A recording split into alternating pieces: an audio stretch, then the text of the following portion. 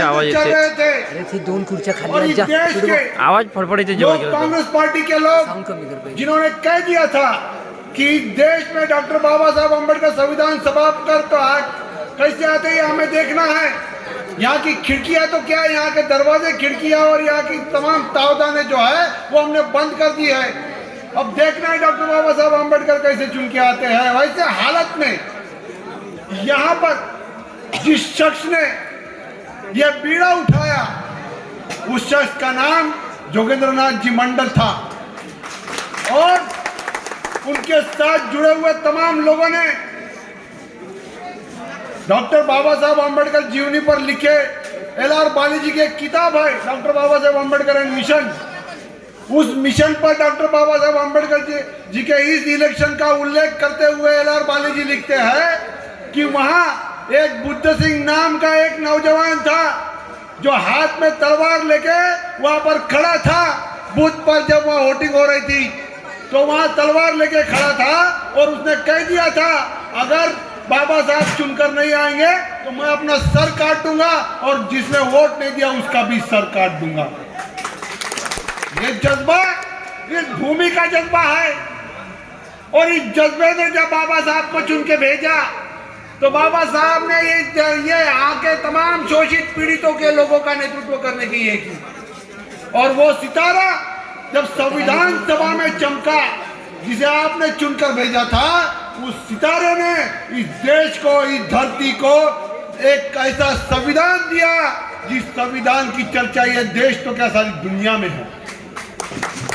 वो आप है, वो आपकी बदौलत है। जब बाबा साहब यहाँ से चले गए चुनकर चले गए तो बाबा साहब का करिश्मा जब पहले कॉन्स्टिट्यूशन असेंबली डिबेट में जब बाबा साहब का भाषण हुआ तब सारी दुनिया में देख लिया गया कि डॉक्टर बाबा साहब अम्बेडकर जो है वो कोई आम हस्ती नहीं है।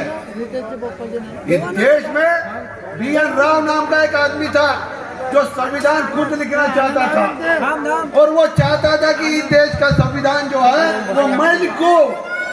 वो यहाँ वहाँ सारी देश की यूनिवर्सिटी में घूम रहा था और वैसे ही जो है वो इंग्लैंड में पहुंचा और इंग्लैंड में जो पॉलिटिक्स के जो दिग्गज थे वहां जब उन्होंने चर्चा की तो उन्होंने कहा कि पॉलिटिकल साइंस के ऊपर इस वक्त दुनिया में किसी की अगर कमांड है तो वो एक शख्स है और वो ये यूरोप में नहीं है, वो भारत में है जिसका नाम डॉक्टर BR अम्बेडकर है।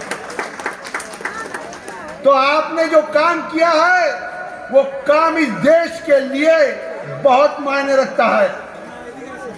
अगर बाबा साहब चुनकर नहीं आए होते तो इतना खूबसूरत संविधान जिस संविधान के अंदर में आपके हक लिखे हैं और इस देश के हर शख्स के हक लिखे हैं वो संविधान हमें नहीं मिला। वो इंसानियत भरा संविधान, वो इंसानों की कदर करने वाला संविधान, वो एक खूबसूरत संविधान जो है वो हमें कभी नहीं मिला होता। इसलिए ये धरतीवासी ये तमाम यहाँ के तमाम वो लोग जो चुन के दिए वो बहुत मायने रखते हैं और उन तमाम लोगों का मैं ऋणी हूँ। ये देश ऋणी है और आज हमें बहुत फख्र है कि आज इस धरती पर हमने कदम रखा और आज उस शख्स के हमने नमन करने के लिए यहाँ आए। हम समता सैनिक दल के लोग जो है वो अपने आप को धन्य मानते हैं इस धरती पर कदम रखकर और इस जगह पर और खासकर जोगेंद्रनाथ जी मंडल को जो है वो हम बहुत महान मानते हैं। ये बात आपको समझनी चाहिए क्योंकि उनकी बदौलत हमारे देश के लिए जो है वो एक सितारा चमका था, एक संविधान का निर्माता जो है वो बाबा साहब बन गए और बाबा साहब ने जो संविधान बनाया वो ऐसा संविधान था कि देश के हर आदमी का जो है वो पार्ट एंड पार्शल पार्टिसिपेंट जो है वहाँ पर उन्होंने जो है वो डिग्निफाइड किया है। वहाँ उसको आह्वान देने वाले ऐसा कोई आदमी नहीं है जो ये नहीं कह सकता इस देश का टाटा बिरला अंबानी कोई भी हो वो ये नहीं कह सकता कि मेरे राइट जो है वो संविधान में नहीं लिखे हैं और इस देश का गरीब से गरीब आदमी भी जो है उसके भी राइट जो है वो संविधान में लिखे है। बाबा साहब ने किसी के साथ भेदभाव नहीं किया।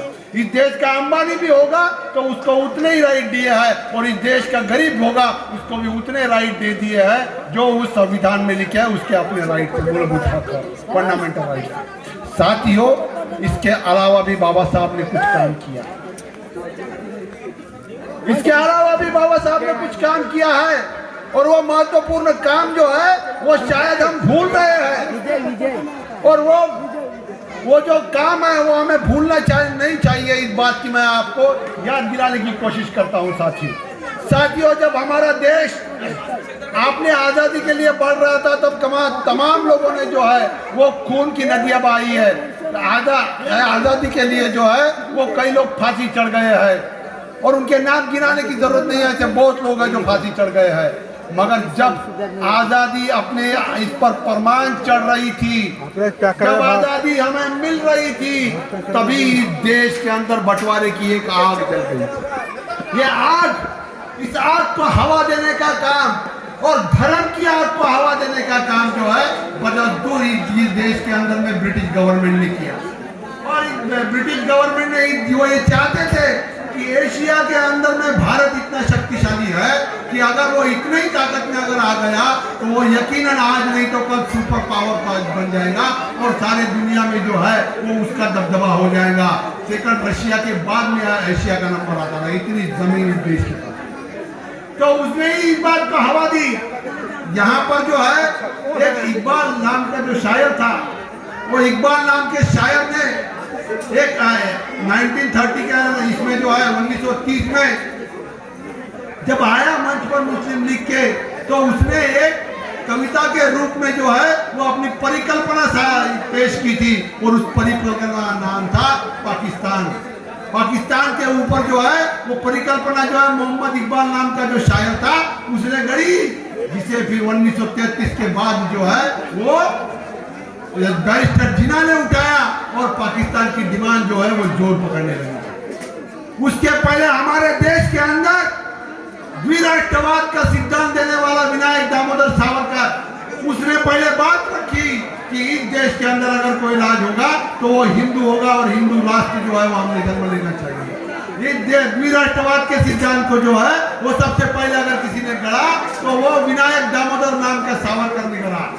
और फिर वहीं से ये बात आगे जब बढ़ी तो इस देश के मुसलमानों ने भी अब अपनी बात कहना शुरू कर दिया और कहा कि अब हमारे देश के लिए जो है हमारे लिए भी अपना एक पाकिस्तान होना चाहिए और फिर दो राष्ट्र का सिद्धांत यहाँ पे जन्म लिया। एक और लड़ाई लड़ रहे थे इस देश के लोग हिंदुस्तान बनाने की और दूसरी ओर लड़ाई लड़ रहे थे लोग पाकिस्तान बनाने की। ना पाकिस्तान तो बन गया मगर हमारा देश जो है वो कभी हिंदुस्तान नहीं। क्यों? कभी सोचा है इस बात के ऊपर कि हमारा देश जब दो लोग लड़ाई लड़ रहे थे और इतने सूरमा लोग थे कि ब्रिटिश गवर्नमेंट को तक झुकना पड़ा था, उस बीच में हमारा देश कैसे बच गया? कौन थे वो शख्स, कौन वो लोग थे जिन्होंने इस देश को जो है वो डूबने से बचाया? और उसमें सबसे बड़ा नाम अगर कोई है तो वो है डॉक्टर B.R. अम्बेडकर। उन्होंने बनाया। जब तमाम लड़ाइयां धर्मों के नाम पर लड़ी जा रही थी तब डॉक्टर बाबा साहब अम्बेडकर ने कॉन्स्टिट्यूशन असेंबली में इस बात को रखा और इस बात को क्लियरिफाई किया कि अगर ये देश धर्म के आधार पर खड़ा हो गया तो ये देश डूब जाएगा। इसलिए हम देश को जो है वो धर्म के आधार पर नहीं तो इंसानों के नाम पर खड़ा करेंगे, इंसानियत का देश बनाएंगे और वो देश था भारत। और जन्म हुआ भारत का और ये भारत आप बाबा साहब का 26 जनवरी 25 नवंबर 1949 का भाषण पढ़ लीजिए, अवेलेबल है हर जगह पर। और खास करके वो आखिरी के कोटेशन पढ़ लीजिए, उनका आखिरी का पैराग्राफ जरा गौर से पढ़ लीजिए। डॉक्टर बाबा साहब अम्बेडकर कहते हैं कि ये देश जो है वो अमेरिका के एक चर्च का उदाहरण देते हैं कि जब अमेरिका आजाद हुआ था तो अमेरिका के लोगों को जो है वो एक राष्ट्र नाम की संकल्पना जो है वो समझ में नहीं आई थी और उस एक राष्ट्र की संकल्पना को उन्होंने एक एक्सप्लेन से एक एग्जांपल से जो है वो दिया। वो कहते हैं कि वो चर्च के अंदर में जो है वो प्रार्थना हो रही थी और प्रार्थना को जो है वो करने के लिए एक बैठक बैठी और फिर वो बैठक में ये तय हुआ कि ये हमारे देश के लिए हमारे राष्ट्र के लिए क्या प्रार्थना होनी चाहिए। और वो प्रार्थना ऐसी थी कि हे प्रभु हमारे संयुक्त हमारे राष्ट्र के लिए तुम आशीर्वाद दो। क्रिश्चियन के इसको बोल रहे थे वो तय हो गया और फिर वो प्रार्थना का आखिरी का सेंटेंस वो बोलने का ये तय हो गया। मगर दूसरे दिन उसी एक सेंटेंस के ऊपर फिर बैठक हुई और बैठक में उन लोगों ने कहा, जिसने ये प्रस्ताव सुझाया था उसके अलावा तमाम लोगों ने ये कहा कि हमारा देश जो है वो संयुक्त राज्य है, एक राष्ट्र नहीं है। तो हमारे यहाँ में से ये लाइन हटा दी जाए और उसके जगह हे प्रभु हमारे संयुक्त राज्य अमेरिका को जो है वो तू आशीर्वाद दे, वो ये कर। तब बाबा साहब नीचे लिखते हैं कि जब अमेरिका आजाद हुआ था तो अमेरिका के लोगों के दिलों में ये भावना नहीं थी कि वो एक राष्ट्र है करके, और हमारे देश में हजारों जातियां हैं, मगर हमें फिर भी ये उम्मीद रखनी होगी कि हमें एक राष्ट्र बनाना है। एक राष्ट्र नाम की कंसेप्ट जो है किसके दिल में थी और कैसा राष्ट्र? अरे हम जानते हैं हमारे देश में कौन लोग आए, कौन लोग गए, तो कितने लोग थे। क्या इस देश को जन्म देने वाले, इस देश को संविधान सभा में गठित करने वाले लोग क्या इतने अनपढ़ थे कि उन्हें इस बात का पता नहीं था कि कौन आया, कौन गया, किसने क्या किया, किसने मारा, कौन लोगों ने कितना राज किया?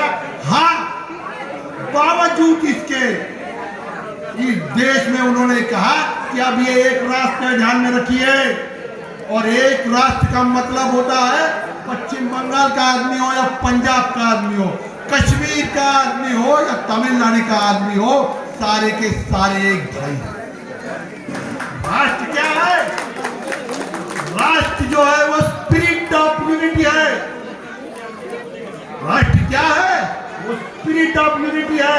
वो स्पिरिट ऑफ यूनिटी आपने कहा है, वो स्पिरिट ऑफ यूनिटी जो है वो लाने के लिए आपने क्या किया? कुछ नहीं किया। पिछले 75 सालों में आंदोलन हो रहे हैं, राजकीय पॉलिटिकल पार्टियां लड़ाई लड़ रही है, तमाम तरह की पॉलिटिकल पार्टियां लड़ाई लड़ रही है। अभी राहुल गांधी भारत जोड़ो निकल पड़ा है, मगर राष्ट्र की बात कोई नहीं करता। हाँ, एक और है, राष्ट्र की बात दूसरी तरफ हो रही है।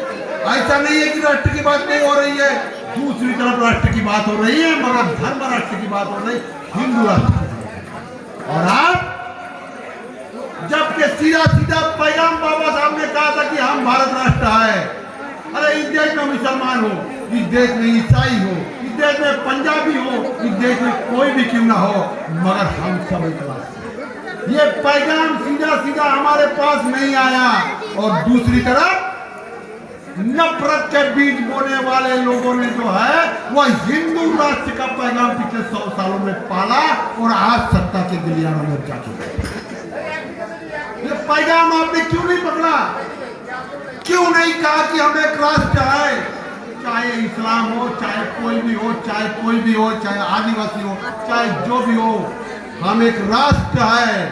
और एक राष्ट्र को जो अगर ये कहेगा कि अगर हमारे राष्ट्र को तोड़ने की बात करेगा, खालिस्तान का क्या हुआ?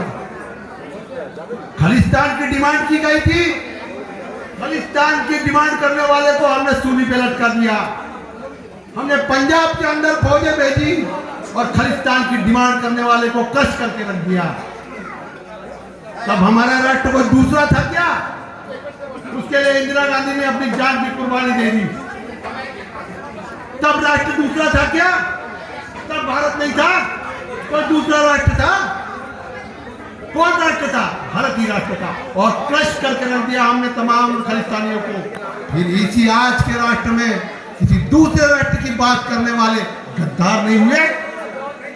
हो गए कि नहीं गद्दार? कैसे तुम्हारे जबानों पर से नहीं निकलता भारत राष्ट्र के लिए?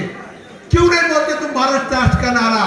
क्यों निकलता है किसी की जबान से हिंदुस्तान? गाली नहीं है मेरे लिए, मेरे वतन के लिए गाली नहीं है। क्यों खामोश बैठते हो जब अमिताभ बच्चन हिंदुस्तान कहता है? क्यों खामोश बैठते हो जब शाहरुख खान हिंदुस्तान कहता है?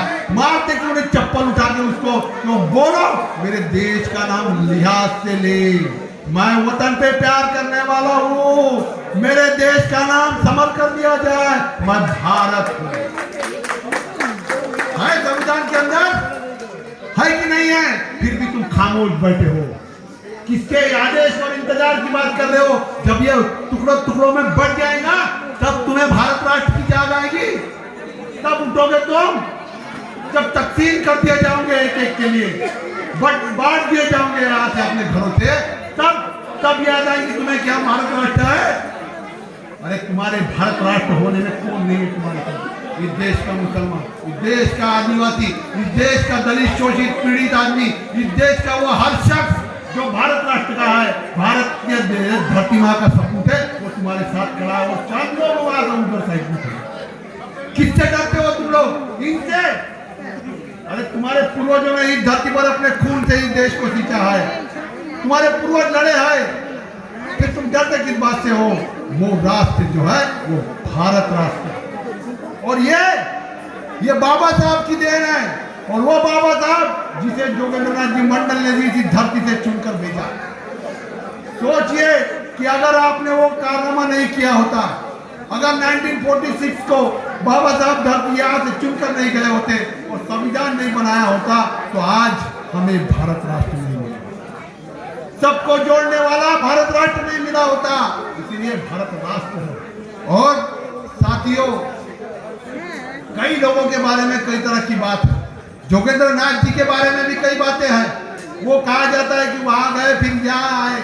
मैं एक बात आपको बता देना चाहता हूँ, आपने नेताजी सुभाष चंद्र बोस जी का नाम सुना हो, और आपके यहाँ पे बहुत ही है, तो ये नेताजी सुभाष चंद्र बोस जब लड़ाई के लिए आए और आजाद हिंद फौज का नेतृत्व किया, ये आजाद हिंद फौज ये किसकी फौज थी? किसकी फौज थी ये हिटलर और उसके जो साथी थे, जिन्होंने जो जापानीज आर्मी थी, जिन्होंने हमारे सैनिकों को कैद किया था, वो लोगों ने जो है वो वहां उन्हें छोड़ा था।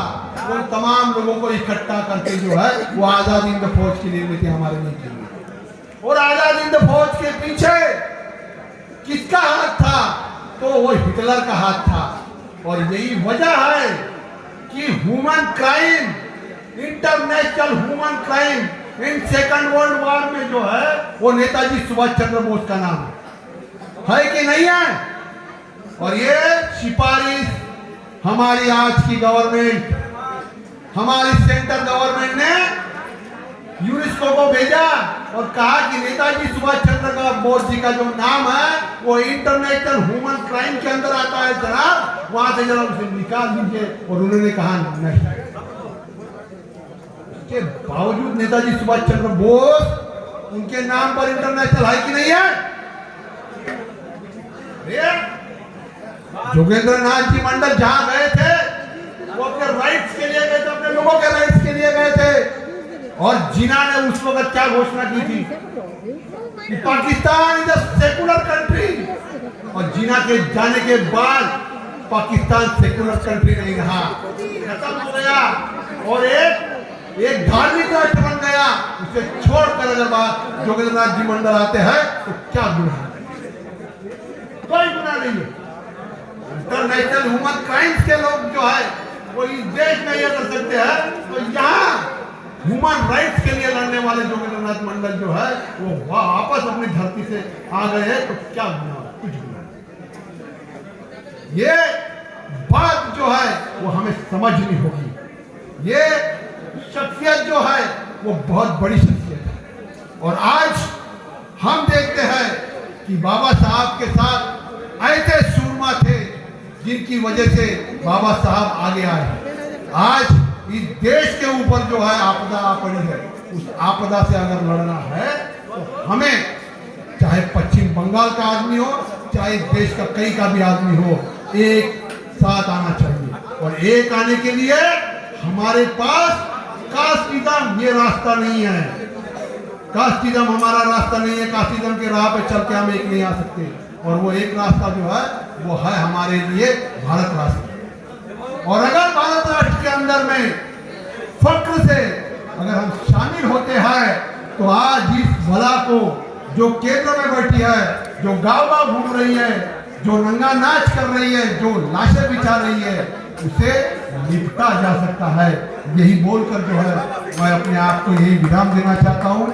जय भीम, जय भारत, भारत राष्ट्र जिंदाबाद।